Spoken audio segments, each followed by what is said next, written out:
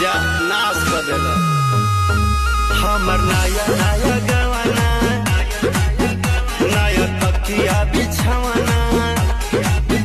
नया चोली के खोली तू बनवला खेलवाना